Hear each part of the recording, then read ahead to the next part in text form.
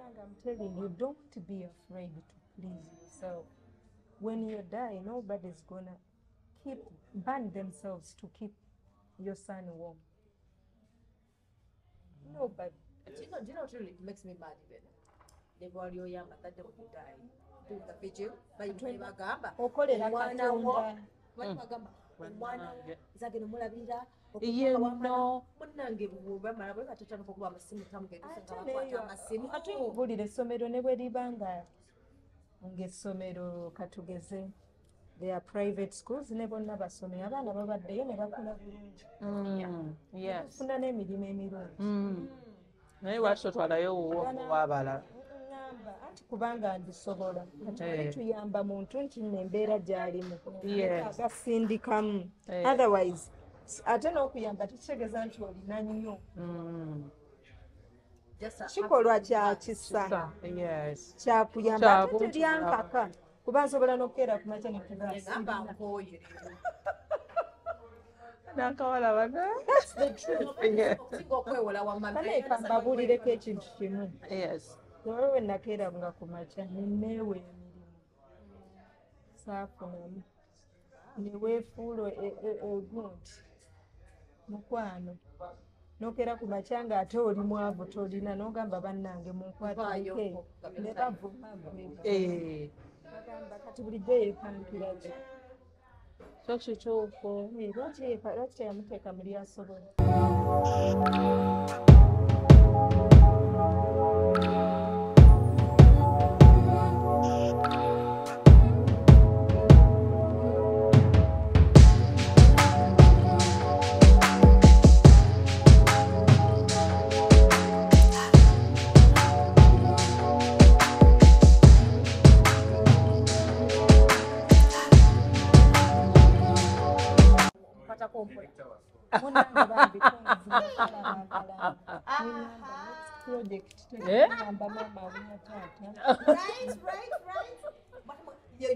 waliwo kubaala omu eyazze nagamba bina kati gwosalawo tonkooya sente ziizino nenjagala kulanga banena nawe ogenda kugamba kayimba kange project egenda naye bambe ekyamunyiizizza kyogera ku live. People are congratulating him. Kimo, sorry. Kati nagamba yalabe tukomenti zamunyiziza bwemwe yamugambye simanya mbu amabina go bebapisiza. Amana ngamba webale kuwoma kyankoze si bulungi. Ate nga I work my way up. Like I really work so hard. Olina ndowoleza bwatu nengamba comments. No. She's very sensitive. I want 100 people. Only 2 goats. 2 fools. They're like goats. Mugana nawe ng'omugamba nammwe mukaawe.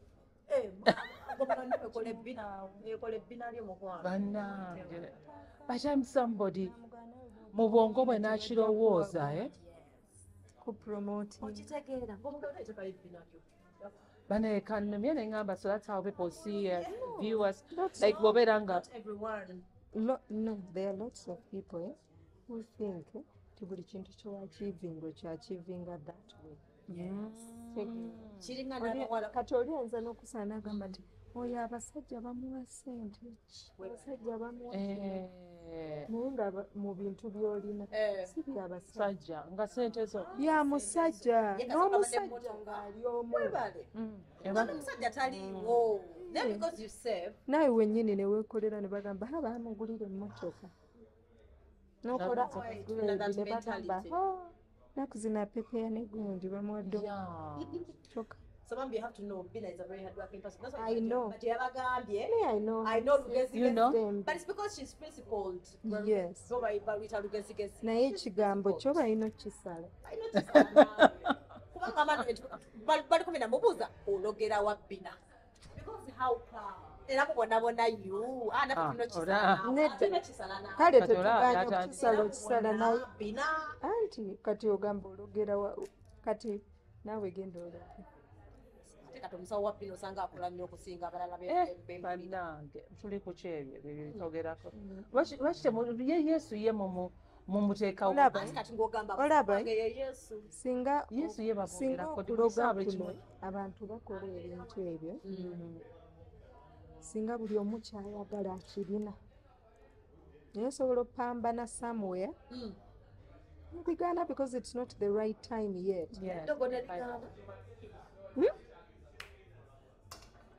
tulaba nabagenda ku basawo ndaba abantu abo beera ebyo mu kyalo kati nga ffe abaakulira mu kyalo ababa bali enju ya gundi baba balina baagala nnyo ebintu ebyo ngaolaba ne famire terina lugendo terina gyeraga terimu yadda nga piki otegeera I think byongera kusiraanya muntu na generations. Katonda bw'akeera ku makya n'akublessinga tekiriiko oba okola nnyo oba tokola nnyo ojja genda okola ennyo singa abasajja abasima ttoyi be basinga ssente ngamba n'abasitula emigugu ensawo z'obubungwe era bakugamba nti omuntu wuuyo yali asitula migugu ng'ate yadda walala ate n'alokerawo. God blesses him from bw'aba azuula because bagamba okasomanya ekito and it's about time kati olina be wali weegomba oba mu family yammwe oba mu kikae ngamba the other auntie and I has money she has a kati right now kyokka gwe avuga ebisinga ebibi nga essaawa yino nga gwe oli betarani akyokka gwe wali okola ki kyovula nze sina role model. I want to be a better version of myself. So I want to be beyond like Beyonce. Gwomanyi Beyonce kyayitamu. So kuba afuna empisa. Sleepless nights after we want to be like her. So you wake up to be the better version of yourself. Myself. Buli lunaku. Yes. I'm pretty silent, you know.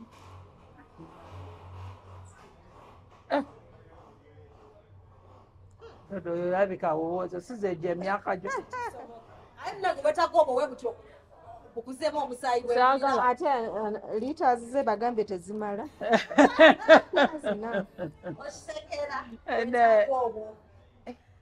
role model ogeze n'obyogerako naye batugamba weegomba oli naye nga tomumanyi omulabira eno naye bagamba abasinga balina role model wasooka abeera muzaddewo. Yes, that is understandable. Kubanga muzaddewo obadde naye ebbanga so omumanyi omulaba ewaka ekitegeera noga nti kati abasinga okukola ekyo oba maama oba taata aba yakubeererawo ng'omulaba kati oba alina akalimo keke yali akola ng'omulaba oba peyinta n'apeyintinga wano n'akola ki n'agenda eno n'adda ng'empale zijjudde langi kati ng'olaba ekyo kikuwa satisfaction.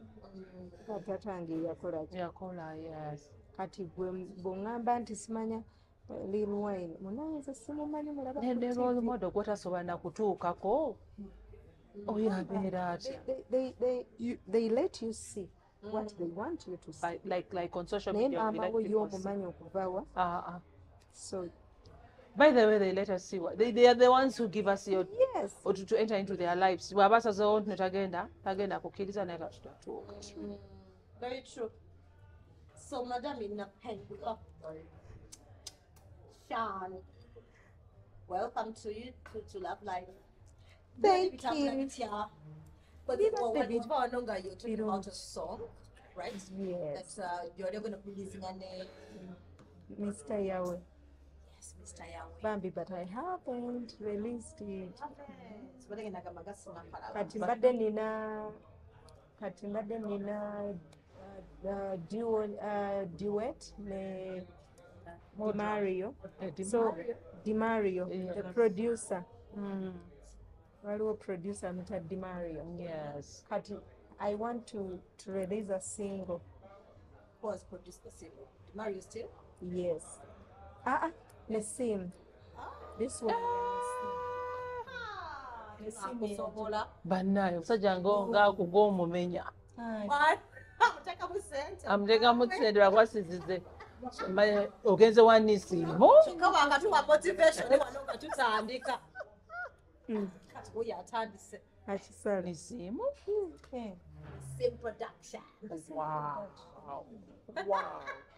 Mulimu waliwo ba producers abamu kati aliko waliwo omulala Nisimu waliwo n'omulala luli edda nga yali Daddy Andre nga buli luyimba olufuluma olwa Daddy Andre lubeera hit. Washington yalekera awo sikyawulira nnyo. Washington okuva gundi ebya Good Life. Waliwo ne Atim. Oyo gwe mbadde ngenda okugamba. Atim naye akola yalinga ne Doki. Endowooza that one. Diggy, naye Doggy. Dr. Brain, the The songwriter. But he has written a few songs. He's written a few songs. He even wrote a song. Rarely do you see a songwriter n'awandiika oluyimba n'ama n'aluyimba aye ne lubeera lulungi ne waliwo n'awandiikira Chameleon naye nga yali nga naye producer mwerabidde erinnya ako kale ye ennyimba ze ne Nice Henry. It's also good. Yeah, very good. Lots of songwriters I've worked with actually. So what I don't understand is if somebody writes a song, lujanga luyimba oba walika buwandisi nga betubira mu bitabo ne tukola notes nosalawo tune. I've seen Doc in studio. There was a song I released a few months ago. Maluyita Champion Lover. It was produced by Nesim. Nga oyo Doc yaluwandiise. We went to studio. Doc Nesimu n'atandika okukola ne Doc. Ng'ona akuba eŋŋoma. Ng'ona amugamba. Wandika ayimba. He came up with a song in a few minutes. Nze nenzija nenduyimba. Done. Bagamba ne Mose Radio naye bwatyo bwe yali nga mudakiika ayinza okukozesa. Very talented. Kati ne beat yazikuwa. N'enjuba, that song he wrote it. They married. No, it's already. So I think we're Fulma this month. Yes, prior end of this month. Nasim is good. He's good. I have a few projects with him. That's nice. Never idea what to Now, but from sometime like a year ago. Almost. Shooting ani akola videos. Huyo mchala. Yeah, shoot. She shot in Juba. She shot Vibe. She shot this one. It's called Kamotoka. Love mpya Kamotoka. Kati kyeneebuuza. Kati ye kampani ye bagiyita batya? Ali under her. No, Wamaye director no. Director Nob, kati then ekirala kyembuuza. Now these things, otandika okukola they tell us to always support. Neera nsanyusa nnyo nti go supporting our sister wo. Naye, do you get to pay them? Yes. Nze nno ndi mukyala ngezaako okusasula era nze abantu abankolera bankolera. Bakolagana n'abantu because ayina obwetaavu. Kati mazima otwale omuntu akole oleme muwaayo sente. Anti lwakwa wa Luganda. Actually, neera bagamba mu family businesses bwezityo bwezigwa ez'aba relatives. My home. Yasereka is my nephew. But nali mutidde nga muto ne mugamba naye gwe tokyamya ennyumba yange. Kati naŋŋamba kukikola ne mugamba zino z'oŋŋambye percentage off of material owa roofing. Tugula amategula biki naŋŋamba percentage ne mugamba if you do it perfectly ngenda kuwa 1 million extra. Perfectly. I did give it to you. So shekesa bana abakozesa he's the owner of UG Roofers. He does roofing. So bana abakozesa basista baabwe baganda baabwe ne batabasasula, that is wrong. It's wrong. because most people do it alone. N'agamba nkuyamba. Yeah. Said it up. Namwa just facilitation, so you're supposed to pay them as well. Yes. Because I think Negundi, there is also something else. Nalaba pastor, yes, a pastor. Bamita Apostle Grace. Ngayogera ku kintu ekyo nti Mukama akusembereza ekintu nobeera nga omuntu mu accessinga mu family, but you find somebody struggling somewhere else. Adeja no pisikusasula. You get a work. Alina percentage you depending on how much. That is good. That is good. Nagamba mbona abantu abasinga that's why we have it. Mperekera buli wamu. It's not good. Olinaayeza oyamujja na ku kyalo. Mwana wa sister we amujje ku kyalo. Mulese wakana bagamba mwana S4 talina byakulo since last year. It's okay nze muleete ngenda mufunira institution. My dear, mwana yakuba ku mpewo last month. Nekati akyali waka akolanga mukozi tebamusasula tebamukola ki bwe yambuuzako juzi n'amugamba kati nkusuza poliisi byagala ebyokugamba abantu maama we bukyalo nasimu nze simanyi bambi nga bamugamba gagamba mbadde nnoonya naye nfuna emitwalo 3 tugende abala bamugamba naye ate ogenda kuddayo ate mukutolai obagira oguma naye nga bambagamba abantu mukola basista ebintu byonna mubikole naye musasule abantu because oli abeera muntu ate kati olaba nti bw'omukulaakulanya naye tomanya ddiba ova mu nsi muno nga ye yeetaaga okuyamba ne baganda abamu badda n'okudda tugenda mu family meetings badde nyeragamba yayiseewo bookshop tugenda tukola bookshops kati nga batugamba ekyo kintu ekyo ekya clan ne batugamba there are people abeera ne launches mwe mulina okusookera ddala. I like the fact even that Zuena ne Bebe Cool nga Bebe Cool yasookera ddala ne Zuena yali I did an interview with her and she was telling me nti no family ye yasooka nga Bebe Cool yasasula cake bw'oluusi kirabika zaali teziwoma yamugamba afterwards naye nga improving naye nga supporting ndagala muno naye ng'agamba oli amutraining nti tubulamu so ng'onaakola nga n'amusasula ogenda okulaba nga ne baganda be so we start within even ne ku weddings olaba nga tuli mu wedding meetings biki mu family mulimu akola cakes why don't you support that person naliko okugulubana ate n'onoonya omulala because bwe tuba tutandika businesses I think our first clients balina kubeera family members then be batuyamba ne batujjayo n'oli munnaamulabirako. I just remembered gedde ku bya cakes. I remember when she was doing FN in O level food and nutrition n'atandika okukola cakes. Bwe yajja ewaka mu holiday to perfect the cakes, it was my dad who was giving her money to buy everything she needed to make cakes to support her. Wow. Yes. And some parents think that wamala okusomesa, that's it. Go out, look for a job. But now I think omulimu gwawe gwali tegunnaba kuggwa. Guba tegunnagwa, especially here in Uganda. Sadayinza abamu n'akwerekereza ebigambo va wano genda okuze nogaba bannaabwe. Nga gy'obeera gwe teweeraba.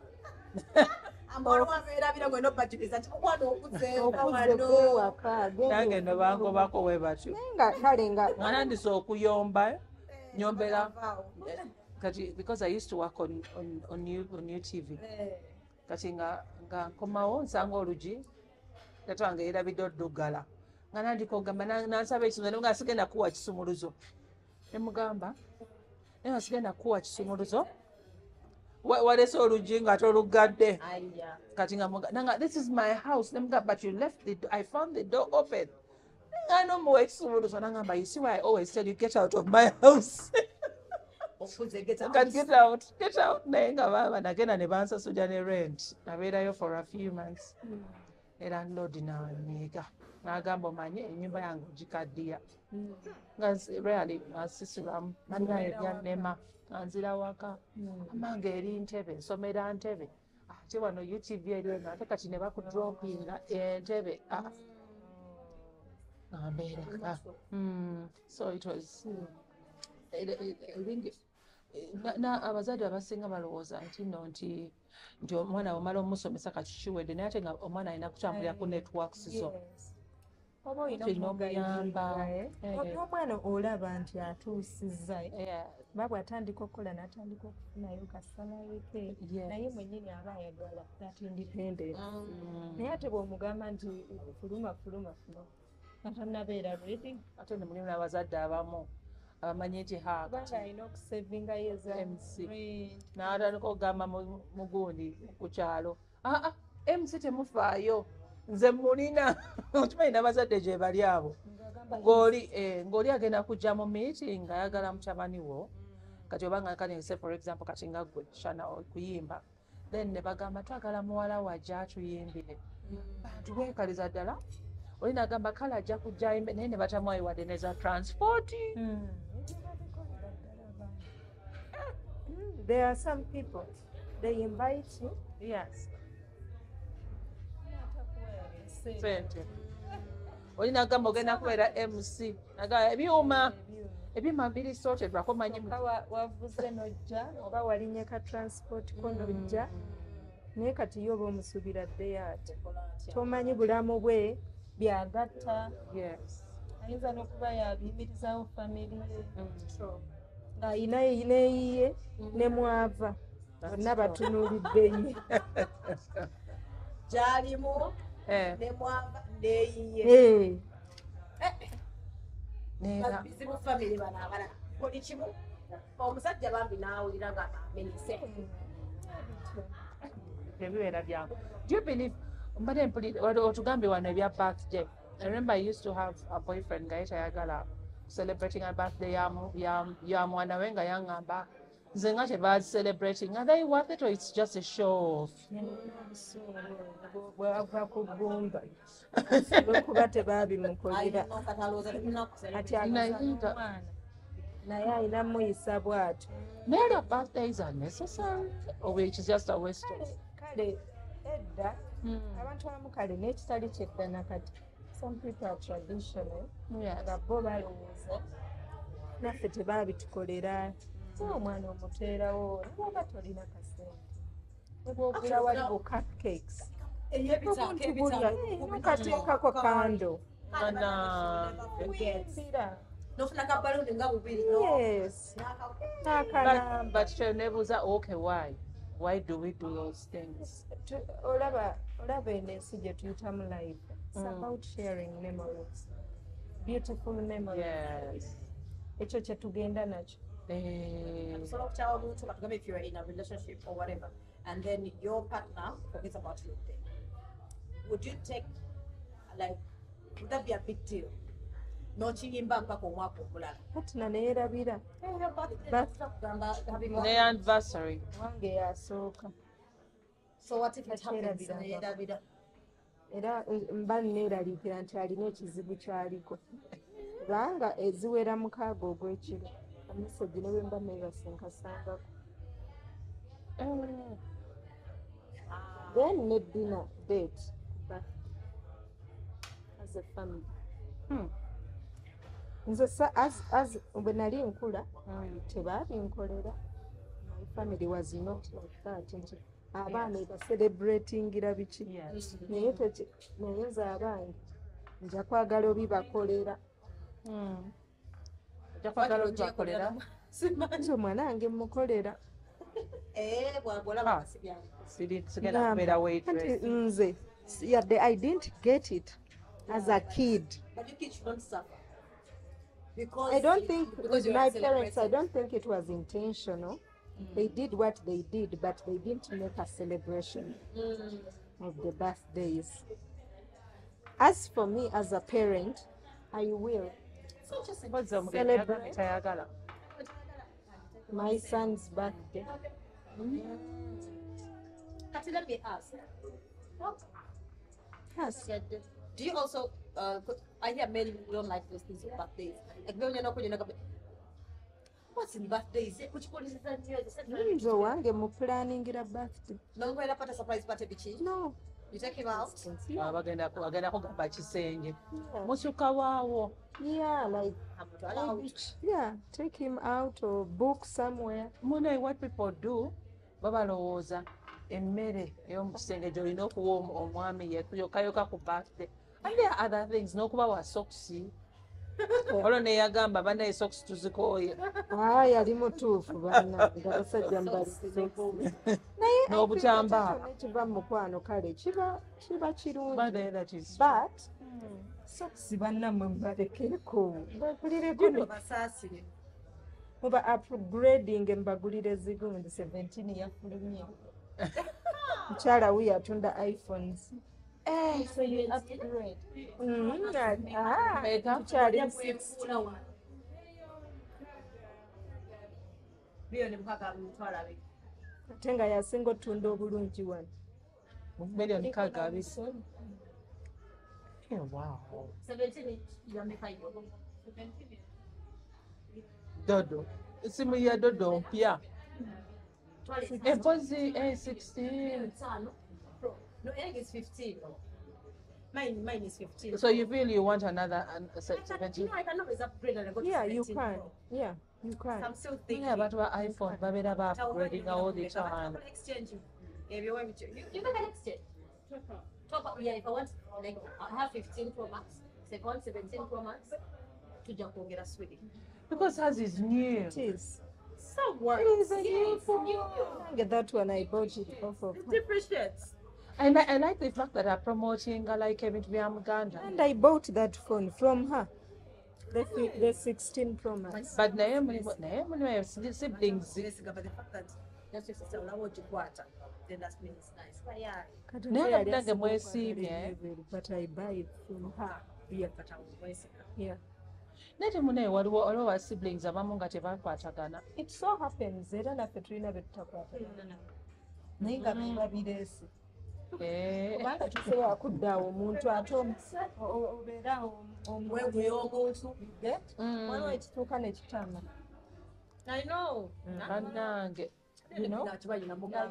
You want your peace naye ng'oli omulaba ye nga kigambo ng'alina issues ze Ate nekikwewunyisa abamu babeera na nti mubuto. envious oba like ne babeera Buto. how can you be jealous of your fellow? Towulirangako nga oba mulina ba relatives naye nga tebakwatagana naye nga they are from the same parents. Yes. Neweebuuza n'ogamba nti okwetane betta n'ogamba nti anti Margaret kiki kyo yeah nga tomanyi embigi yava Neera ogenda n'olaba n'abantu abamu bagamba nti n'omuntu anaakutta is often very close to you. definitely ate anaavayumba ajja I akutte know banga like wano what wano. you least expect I'm telling you. ne ku gundi n'akaba mu ddiiro ng'olwali mu keesi Wangi naye nga yakwadde omutwa olwaki obulamu bwaffe awo tekavaayo ne kano kakamugwera nekama okaaba ki? Bwe tolaba abantu ng'oli alina best friend we ng'agenda n'akola will ne lawyer n'aterekako n'agabirako best friend we n'awaako n'omulala kati ate best friend yaba ayagala okutunda ebintu by'abamuleko kati until the other person alinamu omutima omulungi najja n'agamba no will egamba bweti ne bweti but most people baba ba family ne friends wano betulina ng'abaana bayagala babeerawo babeerawo ng'omwana wanaakukyalira nnyo ng'okyali mulamufa abaana bo tajja kubagulira yadde ekkiro ye. Olwo gwe nalabye ensambya Mukama amusaasira ebyamusobako yamala n'afa. Nayegenda n'agamba muganda wange oli naye yafaayo. Nagenda n'amugamba nti olaba bano bonna batudde wano baganda bange naye bali mu kuŋŋamba byapa nga bali ku byapa bye bamugamba businesses ekyapa kyawali nga I found women ate nga bakulu ng'oli ali ku buliri naye nga kye bamwagalako bintu Gamba ate tolaba oli alese abakyala ab'enjawulo ate namwandu asinga amaka amalungi ng'abaana gwe balumbi nga tayinza n'okuba nga namwandu ye yabyekolera oyo ebibye.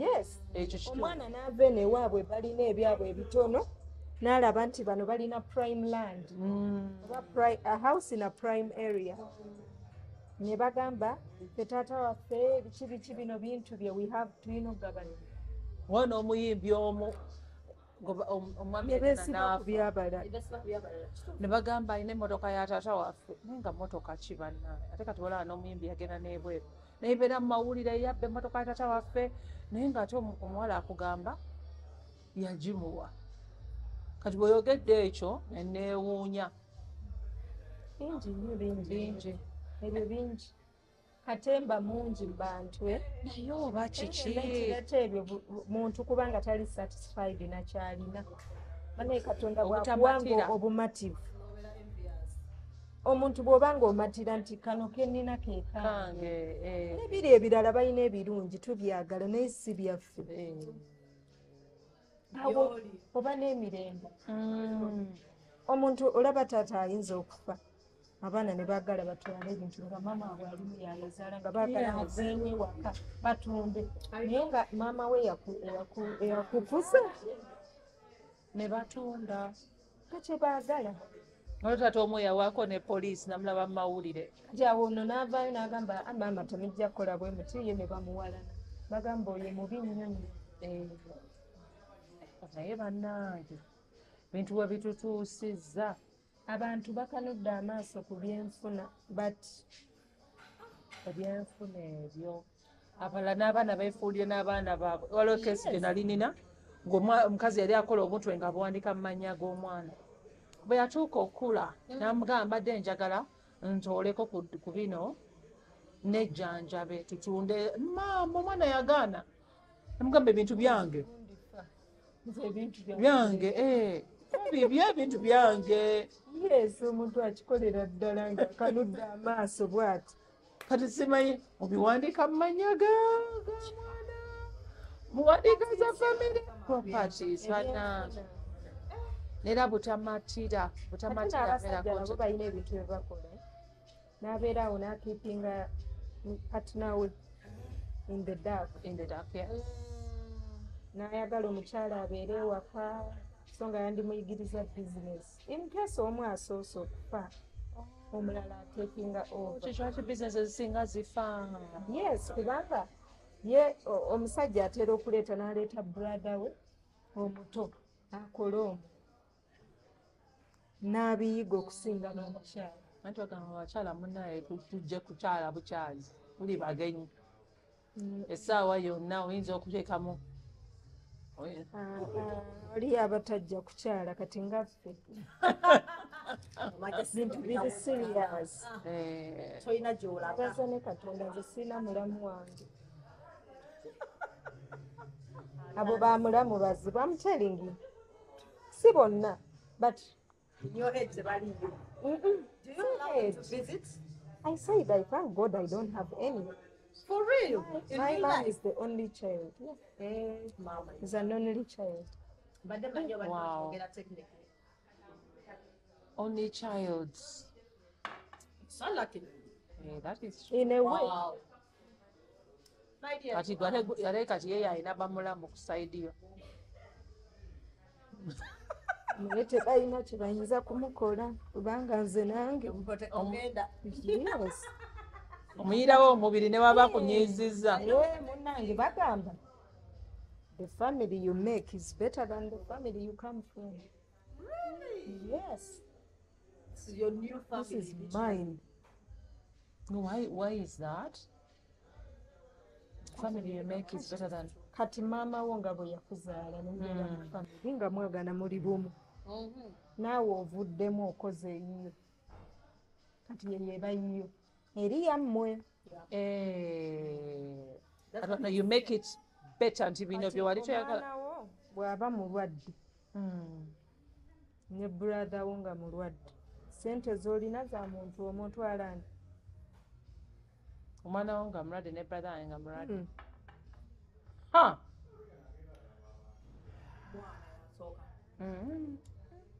the brother mwana wange nsobola kutwala brother wange That's my child. ate tudde muleeba lwakuba nti no twagenda wa brother Brother wange alina family ye ddala. Agenda kati brother we ye anaalekawo eyiye tasobola ajja agira owuwo kufa ku mwana we. nga sobola kugabanyaamu ssente. There are things that just That is- compromise this- on. That is tough, you know. keera ku makya oli akwate school fees aweerera owuwo brother we Omwana owuwo amuleke mbugire otudde owabbi n'agenda Nedda. Osobola kusasulira we naye era some people abasooka okusasulira ab'abalala. Owuwe n'akola ki? nti bayinza okuba nga basasulanga ssente si nnyingi inye brother alina Naye neera still ekyo kimu abantu abasalawo okuyamba kye beerabira. Owuwe abeerawo. nze sijja kulimba muntu nti munkwekerera wange asooka Ekituufu. wange yasooka naddayo ku ssomero emba nina nga zeziriwo oba bwe bakola nga zensosa okusasulirako akatono if its a big chunk solo ogamba kanteekeyo keeno bweti wano nteekeyo ne wano mpola mpola naye nga ate priority Ebeera yaawo. mini boss Nene, do you know what? Most people, what they do, bonna lazima batuula. I remember nakolako omulamwa bwe gutyo ku radio. N'agamba nedda oba osazeewo okulabirira mwana naye obeera olina omuyisa ng'omwana owuwo. Nti no baba nga school fees nga twogera ku kya school fees oli n'agamba wakiri bonna nabatwale ssomero. N'agamba bonna balina kubeera nga bagenda mu masomero ge gamu. Eŋŋamba ekyo kinenemuuko kyoyingirira akati ngaoluwo kati bw'oba olina za international ozigabanyamuuko mbu ng'ositula omugugu n'oli. okwagala ate n'ekirala kati nze nga okula kuno Yes. bw'oba osobola akasente kaweereze babazadde balina eyo amasomero ge balaba nga malungi gye bali bawuyambire eyo ogambe nti oli alabye Molyandpo simanya mataazi biki nti lyeddungi ku kyalo gye bali Yes. nti lisasula mmeka bwe ziti bagambe bannange kasente kaakano Yes. naye bw'onojja nti omuleete wano ewaka omwana wo omukwata omuteeke ku international school kiba kiganyewo. Abeera batandika. kiba tekiganye bannange I'm telling you don't be afraid to please yourself when you die nobody's gonna burn themselves to keep your son warm nobody. Do you know what really makes me mad even? They were your young that they would die. Doing the vigil, but you bagamba. okolera Omwana wo, katonda bali bagamba, omwana wo zagenda mulabirira Ye no. munnange bwebamala bwe batatandika okuba amasimu tamugenda ate osanga neyo bakwata amasimu. ate nkubulira essomero ne bwe liba ng'essomero katugeze they are private schools ne bonna basomero abaana babaddeyo ne bakola bulungi Yes. bafuna n'emirimu emirungi Naye lwaki totwalayo owuwo w'abalala? ŋŋamba anti kubanga ndisobola kati wali tuyamba muntu nti nno embeera gy'alimu agasindikamu otherwise ate n'okuyamba tekitegeeza nti olina nnyo kikolwa kya kisa Yes. kyakuyamba ate teryankaka kuba nsobola n'okukeera ku makya Ngamba nkooye. N'akawala bana. Okusinga okwewola wamma mbabulireko ekintu kimu Yes. olwo we nakeera nga ku makya neneewa emirimu saafunamu neweefuula egunti mukwano nokeera ku makya nga ate oli mwavu tolina nogamba bannange munkwatike ne bavuma bagamba kati bulijjo yeepankiraki Kyo kituufu. lwaki teyamuteeka mu lyasobola ye bulijjo yeepankiraki No, they don't have that. waabe kanfaafagane ne mutabani wange wensobola wenkolaki Waliwo yatugamba mbunombo omuntu alina abaana ababiri, omuntu ow'abaana abana akumanya olina omu naye n'alyoka ajja afuna obuyambi kuggwe yamanya nti nina ogwo omu gwe nsobola ye ng'alina aba. nga naawe nabaana ogiri wandibadde IVF omanyi gye ziri wandibadde ozala Ekitegeera. ye mazima is the truth tizaala b'osobola. Katonda y'agaba, Yes. abaana bw'oba mukama akuwadde 4 oba 8 naawe oli partially responsible kubanga gwe basudde ne gamba nti Bano saagala b'osobola family planning era nga bwe waba spacinga n'ogamba oyagala abo na 8 era mukama anti bagamba Ne bwe baga- mwana ajja n'omukisa gwe kale gwe nino ogaze n'ogamba lava empya eringa akapiira kikyotegeka Kamotoka. kamotoka what do you mean by that kubanga I'm trying to imagine here kamotoka akapya nga wakakafuna kyotegeeza yes olaba buli omu agamba mwana avuga kanamba kanamba kamotoka kapya kwekaddiwa nga tuzitunda kati bw'olaba ekaddiye eba ekyasanyusa kati bagijjewo pya kamotoka tolaba kanyuma kati gwe kakaddiwa akamotoka tukaddaabirize kasigere kakapya abaana eyo babuza bupya obumotoka mwana agenda n'akakuba paint n'akabekinga N'amanya. kala ya white nogenda okulaba byonna gy'oyagala kumbe it's the same car yes kati ekitegeeza okkiriza bakiyambi bagende baani kandi omugambye mbuno omukwano gulinga kamotoka then nogamba mbu bwe guggwawo oba olina okukola ebintu entice okwongera okukola mu spicing up mbayendoza nti n'okaweereza eri ne bakaddaabiza ne bamala ne bakazza tetukyali ne bakyamukaddiya baffe ogwa ku kipya n'ogwa mu gundi n'ogenda ogwa kozi bagamba ova mu sepiti n'ogwa mu ki muliro faya yennyini oyagala toddeyo nga era okyasobola tokyasobola wakola ebintu wayokya bayirawo okubeera kwokya tuyagala kwezzaayo sonotugamba toyoza bwe twakola kyo tetwabyogera kati zino enjala zooza soosa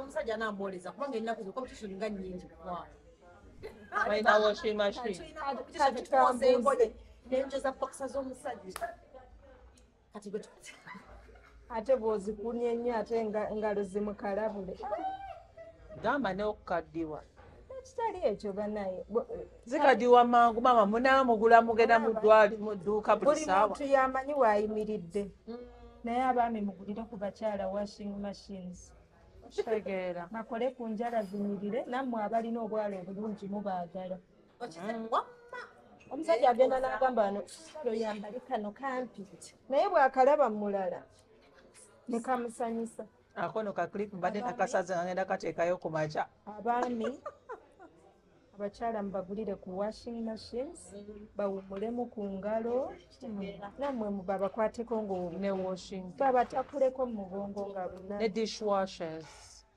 ne dishwashers awo nno osobola ofuna omwana akuyambako engegyo gyewaka naye okukunya engoye waliyo ebitawo waliyo biduve balo jini jeans noda ku jini y'omusajja n'ogikuuta wagikuutako nze my boyfriend yes way back twabikolako byonna netukuta watuwa n'obukangalo no naye kosa brush but of course ate brush nali mbeera naye naye tebinkwatako nze nali nkola house wife duties naye nayiga in fact era tula nawaabi nabakambako nali nsiva omusajja ng'osooka zisookinga overnight n'okunyanga I don't want anyone at home but I love privacy mukwano those 3 months sirizeerabira kasaya kuluma bakazi abo nawona mukwano nagenda okulaba obusente zatakoteeka anaye jean then canvas shoes sneakers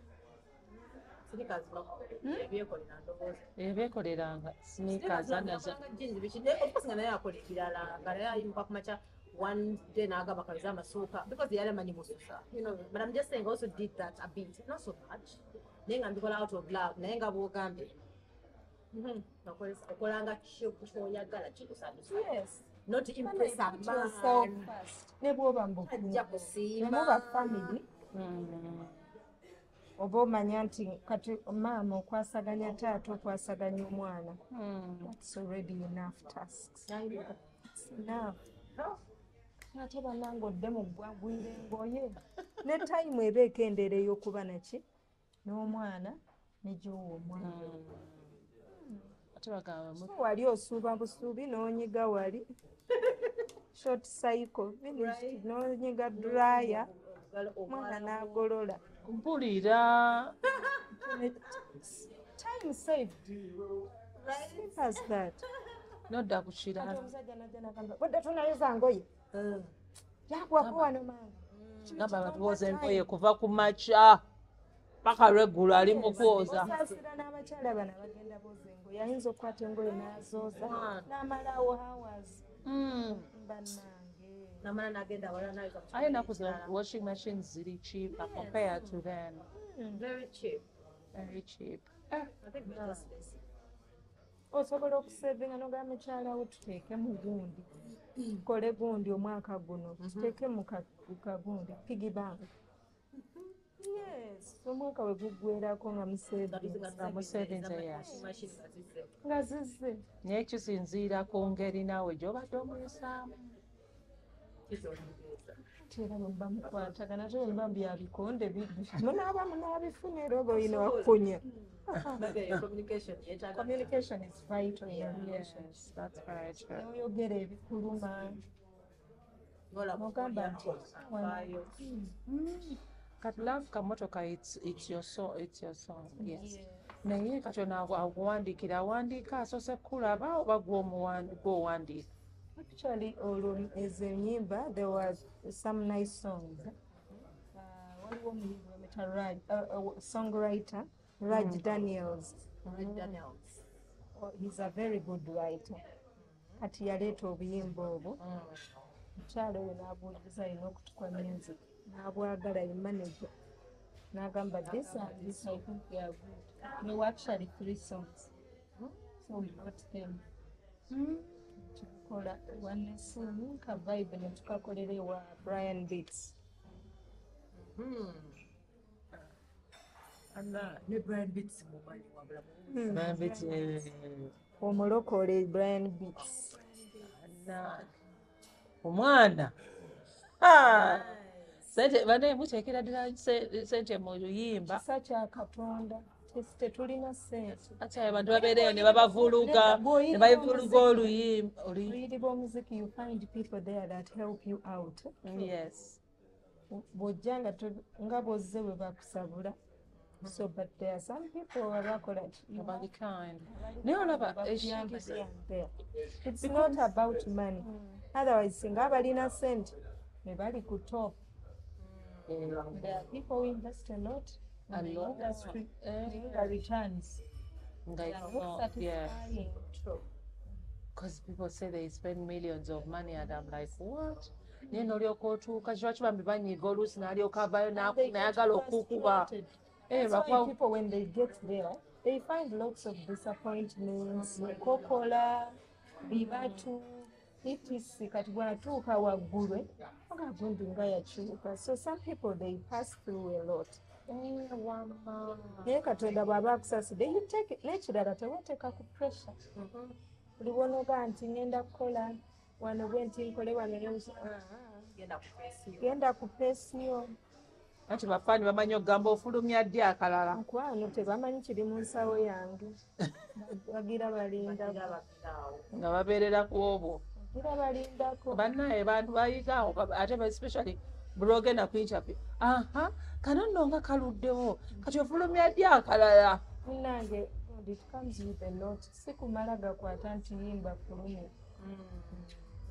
And the saddest thing is that you never know which one will hit. Yes. And then there are some that take there's some that takes time. You definitely the outing hits only. Omukwano guluma like it took years okubeera nga lufulo nga lugenda ku top. Bwetwabeera eno tusanyuka nyonyonyonyo kumbe ng'omukazi yaluvanako nakola birala. Agenda okulya nga mugamba akayimba ke wayimba luli emyaka giri. Katwene. one bayalagawo omukazi waliwo n'akabeti mpologoma kano akabeti mpologoma yimba simanya atakwagala oba omulaba just that bakaleeta bulesi just because trend ya tiktok olaba nange nalinka kali kalina kakaaza naye ng'ate waliwo kali mu competition y'abayimbi abalala njukira bakaleeta ku tiktok ne kakola si kukula bakazabuza ko kalingawo naye waliwo ennyimba ezifa nga lwali lungi ne lusirika Yes. It's so happy. Pia pounds, yes. Kale kafuluma even 4 years back. Bichi oba butima ana. Akoli guy ke yagamba ka Africa tupache. Yakafuluma 4 years back nekasirika ne radio ne bagana kakuba. Ati picking a momentum after COVID yawo slightly Kenya kuba Kenya ba Tanzania. Kunanga tekatandika mu Tanzania. Eyali mu kyalo n'akakolamu gundi ne kalyoka kakola ki ne kalyoka kayikinga byatandikira Kenya because it was COVID. It was COVID time, but it was a kagaye Ugandan. Kati Ugandan yakapikinga era byatandika Kenya. Simanyi nze There is a song I did, we released a year ago. Bagikola ne King Saha. Luyita Ochimanyi. So I saw the video or clips go TikTok. So netukakola naye it didn't pick, you know. Never ku TV stations, radio stations. But not long ago, omwana yakakola challenge. Katandika okusetukanga buli bwolaba yakuleete ogenda okulanga videos. Wow. Yes. Nengamba my lord. What a ate okataddemu sente nakalaba. That's beautiful. Because when I was looking for you, when I was doing Google, when I googled you, and trying to mobile clips, then I saw and I was like, "Eh, she's that with King Saha." Featuring, it's your song. Yes. You feature. It's my song actually. Doki wrote it. Single, Sinajita Najita. So netukola remix before releasing the single. Oh. Then video, Nedam sister Jalive. Jalive ekoleza Eddie Kenz. Nzimalide nti ku Bugundi. Nzimanyide ko Martin Becha yali ava mu Jalive, manager we. Do these things of managers help? Waliwo yabadde abyogerako today morning. Ng'ayogera ennaku zino okubeera manager si byangu abayimbi kati nabo beekwatira ssente. Nga bagamba mbuno si byangu, I don't know. Biyamba.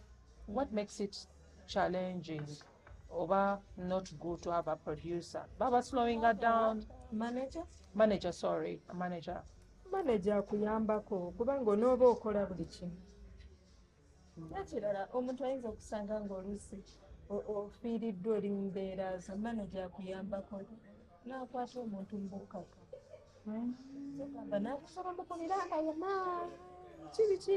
So I think it's a good idea to have someone.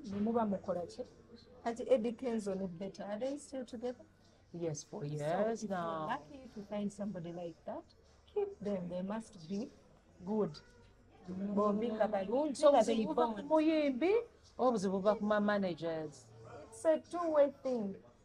Manga waliwo omuntu naga nti nze I'm quitting ng'oli anemi one of the party ng'agamba sijja kusobola. So ateekwa okuba nga bayimbi ayinza okuba omuyimbi asobola okuba manager kubanga bamanager abamwe they exploit artists. Naagala mukamulamu yagenda azimba ennyumba azimbire n'abeewaabwe akole ki bwe muba mukanyiza ndya ate n'olulala waliwo oli manager najja nagamba batuwadde this much kumbe ng'ate babawadde kinene. You get kati lwaki oba obikola kubanga expense yonna egenda ku muyimbi waliyo manager nga kuyamba okuteeramu. Yes. That is different. Either you agree upon a percentage depending on the investment and funding. An artist could be funding ng'oli manager naye nga the manager is not funding. That is different.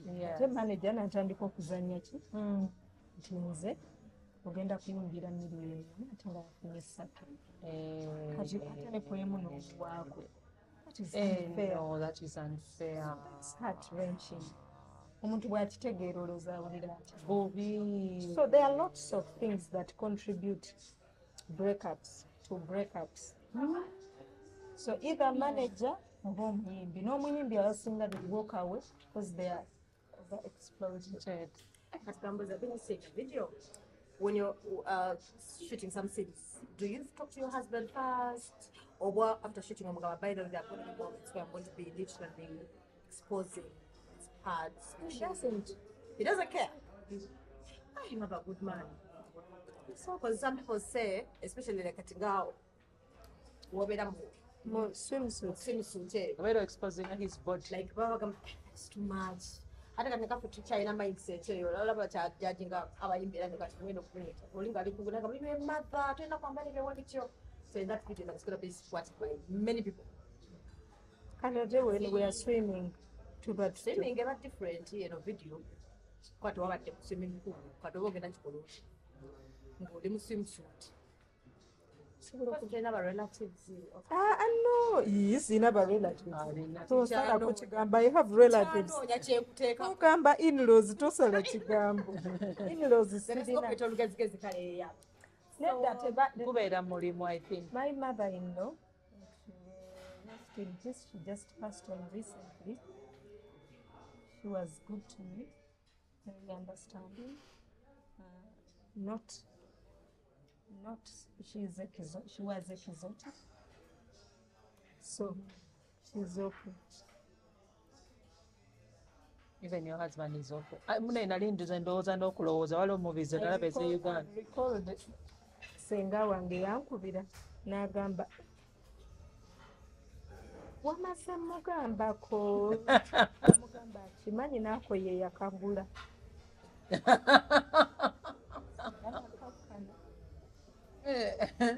The relationships are different. Waliwo abaami nga tayagala. He understands. Guli mulimu abamu bwe babeerawo.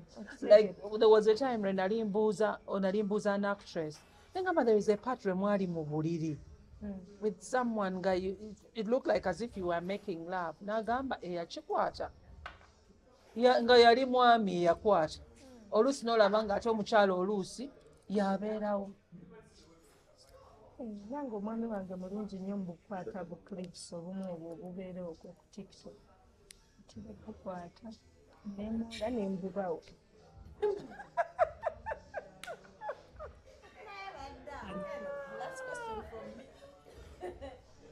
Last question. It's very trending over social media. Njagala what advice for those young girls? Kaona kaagano kali vachi. Twagala byogera ko practice now. As usual, guys venture. They have these weird things of like, guy 25.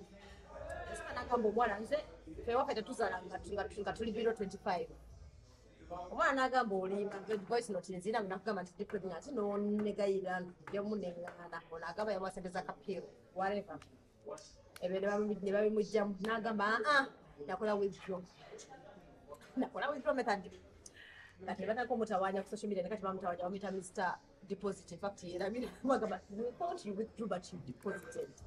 So in such a scenario, those young girls up to now, it's like a chinchino to budget. Okay, that is one naive. I really understand. When you love differently, one go live against Mokuza, by Amkula Apple. Jack, oh, Apple is pretty. Now go Mokun. I'm being Sawa. I don't know what it was. The earring. Nagayali Ngali Mulav Nenya Nataka. Oh, my wonder. In that short period, I don't know how long they did it for. Like in your perspective, like Kamawana, because now your mom. Like, rush to our advice for now. You to get it when you're going to into that. For this men, they want to get did. They keep saying, without what they want to give you sex. our responsibility.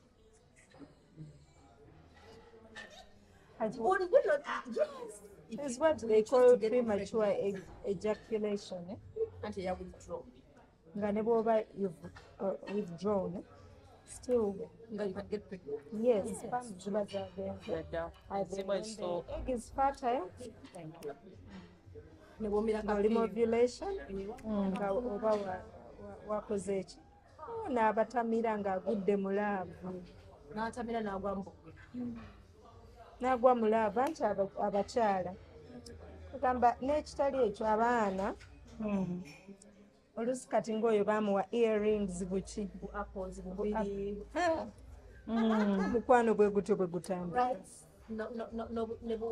N'essaawa, oba ssaawa ki? Era ndowooza buli omuntu Kyonna gye bamuwadde but it's a gift. aba akiraba kiva mu mukwano. Yes. Kati ye ateekawo okuva ku mutima paka n'ebirala.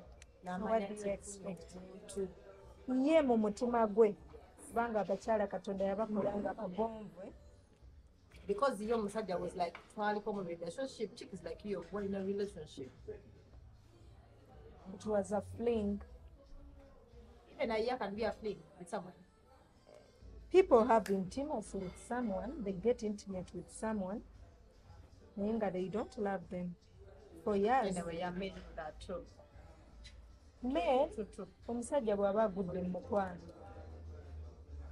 aba mulala. How about you? He can do anything for that person bw'agudde mu mukwano naye. Yeah, true, true. Very true. At least that's what I've seen. Osobola n'omulimba ekintu omutuma ne Kenya ku bigere. Naye bw'aba ng'alina bwetaavu just for the sex, asobola okukikola era n'akyerabirira awo wakikoledde. N'addayo ewa mukyala we bulungi nnyo. Omukwano ogw'ekitalo n'ogikuba n'agituga ng'oli mu situationship. Nakubuuza twaliko mu relationship n'ogamba for 2 years you ask me that question just because of that. There was a friend of mine yalina boyfriend kuva campus bali bonna they are planning nti bajja kwewasa biki. Alina amukubira n'omukubira ng'ali ku wedding awasa muwala mulala.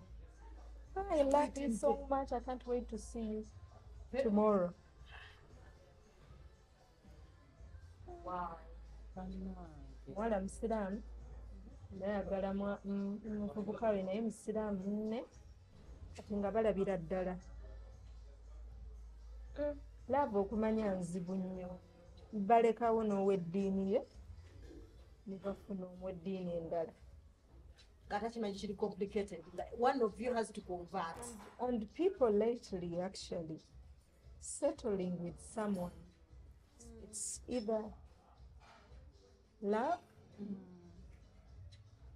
oba nga atunuulidde partner nti partner ono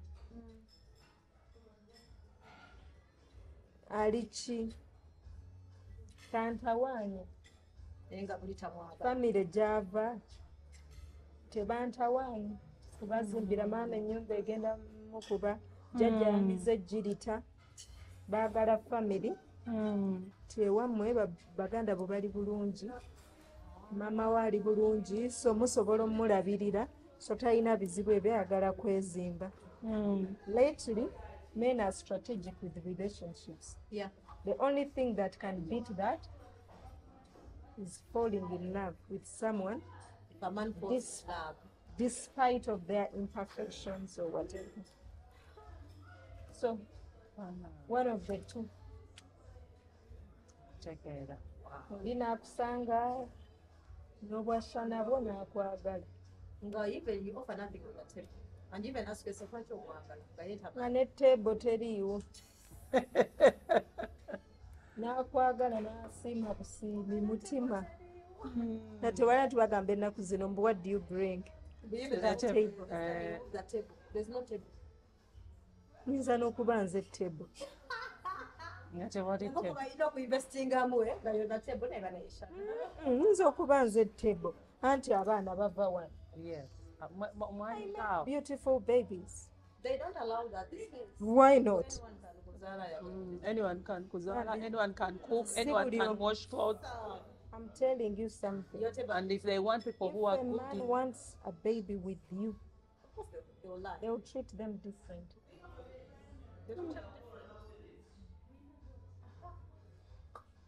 Iro jagamba nti nze owange mwagala ku kisu gy'aba asomera nga bebi akola tiki. abamu munaye babagamba bwe batyo tubalabye ne babagamba bwe batyo oli n'afuna olubuto Anti nenkugamba they are falling in love in the first place. lwaki yamugamba nti njagala nkuzaalemu omwana Ebyo babyogera bulijjo. oli n'afuna n'olubuto Cheers.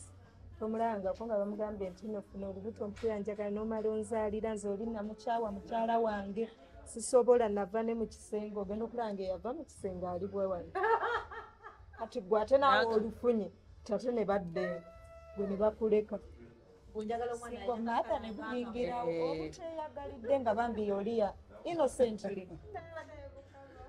naye tuteekitonde ekisajja ekyo kyo kite oyo mulabe edduka bali balimba katonda akusaasira busaasizi n'ofuna ow'ekisazo naffe twayita kaguwa n'akwagalirayo baali batusse bona bakulimba naye nogamba alimba naye kambeera ewa temporate waliwo omuntu gw'olabira ddala ng'akulimba n'osooka njagala akana akakufaanana njagala tukole forever bond nga tadduse nogamba mwezi ogwa n'akunya ka forever asemba agenda waliwo yali aŋŋamba mpa naye kankuzaalemu nkuwa essente nkuzimbye n'okuzimbira nze manja naye osooka ekyo manyi nagenda okuwulira bw'oba ddala ng'ayina abaana nga balinga 19 ate abo baagala okuzaala aga Abraham muwaakiri kankuzaalemu ati awo aba akumazi atisikonfunemu omwana nkuzaalemu omwana lwaki tagamba waakiri kankuwase bana ennaku zino tugenda tandika okugira nga maaso eyo nga tugamba nti kakati bw'oba oyagala nzaale enaakataka mu prime area tusooke tukole ki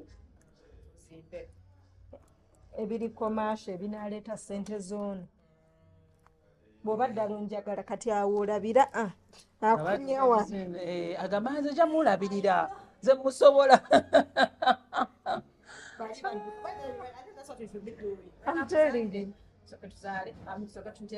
waliwo omuntu gw'olabira ddala nga kyafa amaanyi nno gamba mulina mwezo yes sooka omugamba mukulu munnange sooka oteeke wali akagonde agagamba nina ssente zayinja mumulabirira asooka wamateekewo eyakuma anti zizo wano twagala za mwana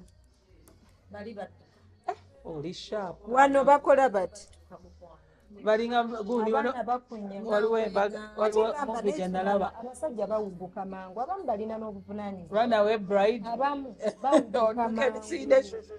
bawuguka temptations agenda n'asanga omukyala n'agwa mu mukwano omulala ng'ate amutya bitya n'asooka akuleka gwe ali soft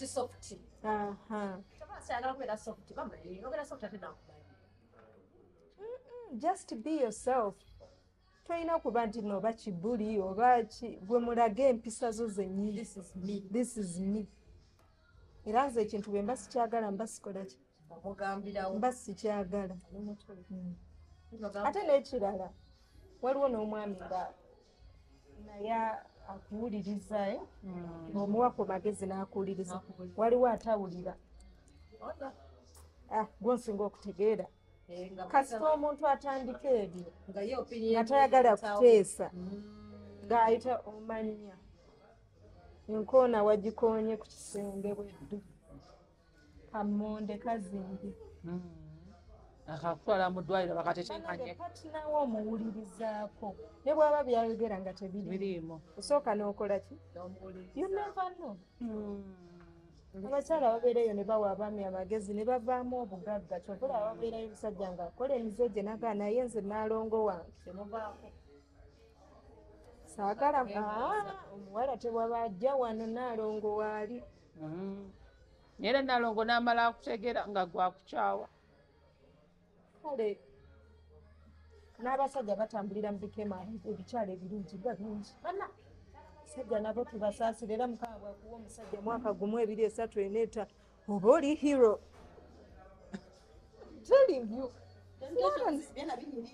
byala binyirira naffe katonda okuuma abaami emyaka nakyo batuwe engule waliwo yagambye buno bukasola mwami wo ng'akomyewo ng'omwebaza nti weebale kuddaka bweyagamba bw'abeera akuyambye nedda mukwano nange neekuumi nkekuumi mumanyi bameka abatadda waabwe bw'owuwa kuyambye n'akomawo oba ekkubo tolimanyi nga kale mbuntuuse nkomye mbu kale weebale mukwano nedda mukwano omwaniriza kulikayo naye byogamba weebale kudda wandibaddewo mukibaala the boys biki ewaka togunywerawo tegusobola kuwoma kale bw'obeera n'omusajja ng'alina bagundi abwe basimanya boys abo nakyo kirala balinga n'ekirala kyali kyakugeya omuntu they get taken completely kati n'atuuka nga it's a behavior ng'agamba nti enkya tugenda gundi enkya tugenda wano enkya tugenda kulaba mupiira enkya wano and you know eyo gye bafunira ebikemo kati oba tosaasidde bano abaana boolese ewaka abaana bawe ku time omusajja n'ojja ekiro ng'abaana beebase n'okeera n'ogenda nga bakyebase mukyala n'atwala abaana ku ssomero so you have to create time for family ebyo byebitandikisa okuleeta breakups yes but boys you can hang out with the boys every once in a while but if it becomes a pattern nebeera nga it's nze bw'oŋŋamba going out with the boys nange ŋŋenda mu bagi nga nfuse boy wangi nteekamu bagi nenteekamu sneakers t-shirt out with the boys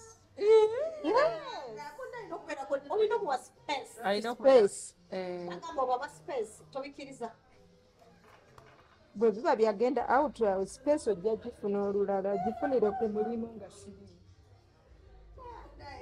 nawe oyambala Mendoza then you go to the girls nga tomboy ulira tugenda oyinza notuukayo nga teri ba boys nga it's the girls wangi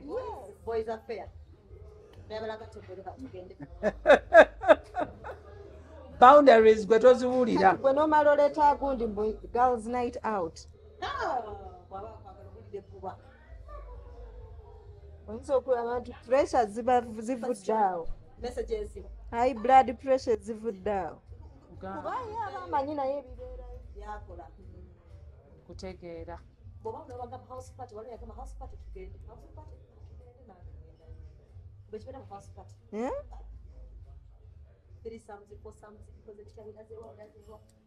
gendanga mu house party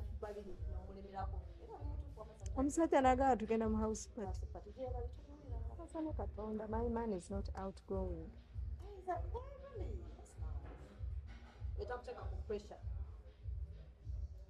if I have to go out oba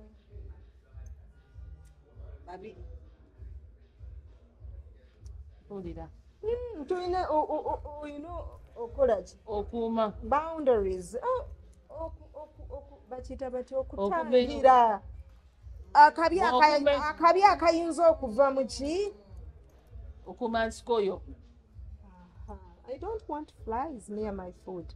No.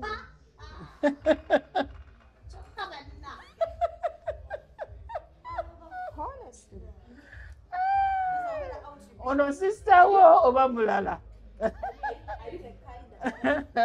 jealous nga you feel like watunula n'omutunulira bwati abona sewanyimesekira ne bw'olinyonya mukwano alitunulya n'agamba her butt is big. mumugeya bugeya nemuseka oba nedda bambi nedda Out of respect, osanga ng'atunudde biki naye era olumala ali nga tugenda dansi tumulya babiri. If we go out with friends well and good. Shana is the queen.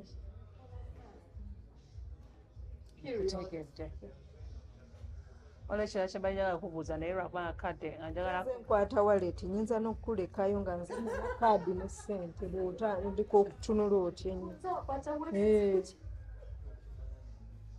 nako manyi mbulawo nayo n'otuuka eka ate nga kugali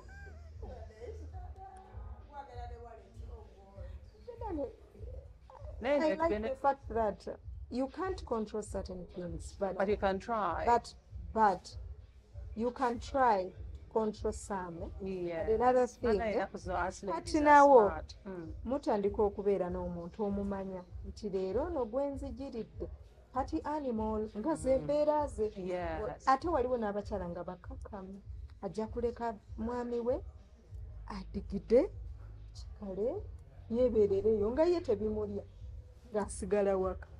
Naye nze Shana tulo tetujja kozi nga sikwagala, but when I love you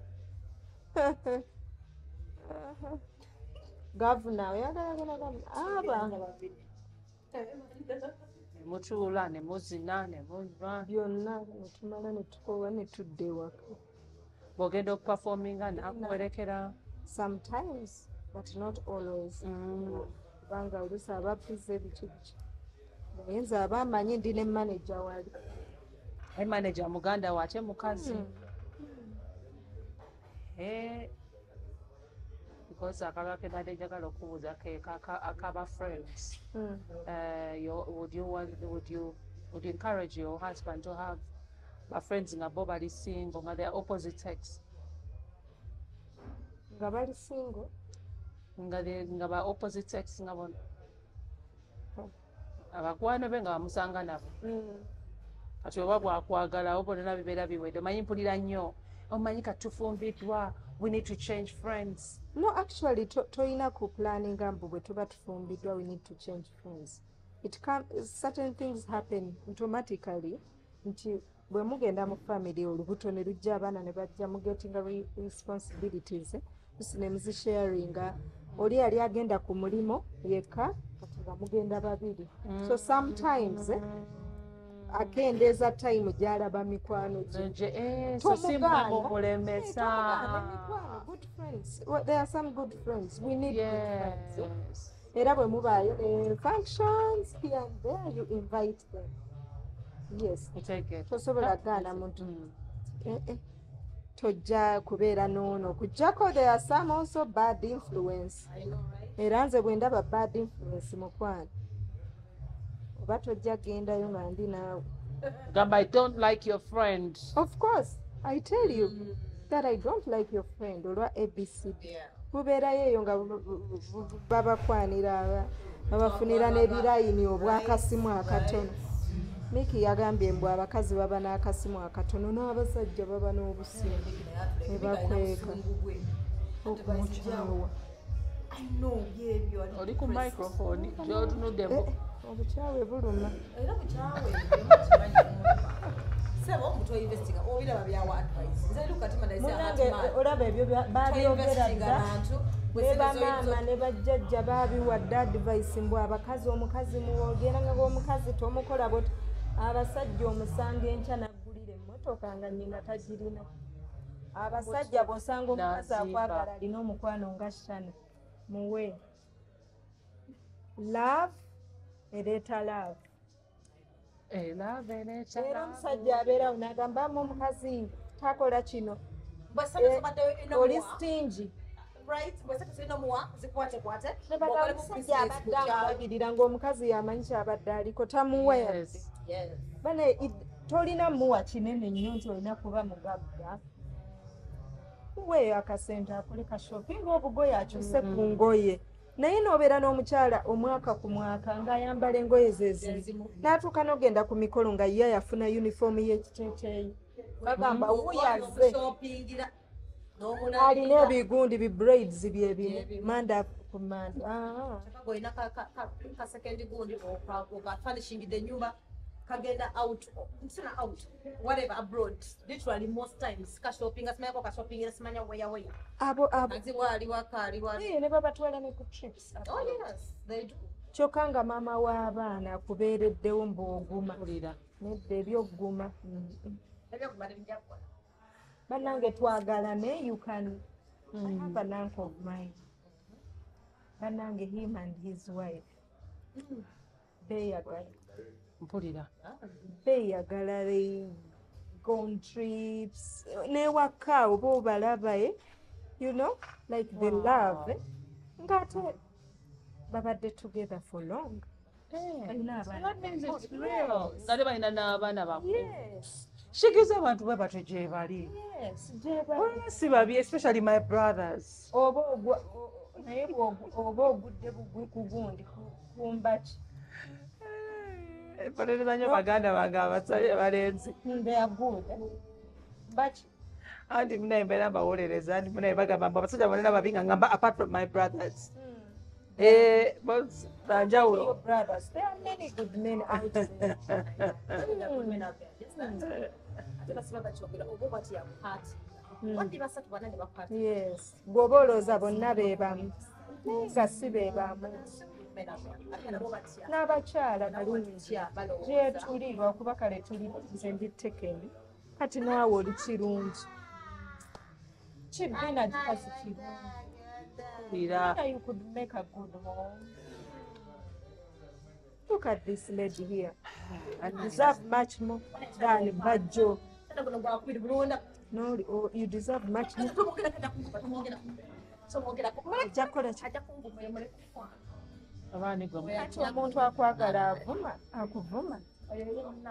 naye omwana buli gwezijagala ojasitekwatyanasei tamushana seasoning ngampaana Ogenda funa omwami ze nagamba nakuwa prophecy. Nze nnina Funa omwami. omulungi. Onasaasirwa yiwa emunyankole nyankole kukiga kibbeeyi ekyewa. Kiggwaggwa olaki gwefuna ngoye wamma nzijjukidde olufendi wange anoonya tikigagga kozi empisa ze zinaga naye mwe mumanyi nimwekwata obundooya odi jeeko ebiboozi bitamu yes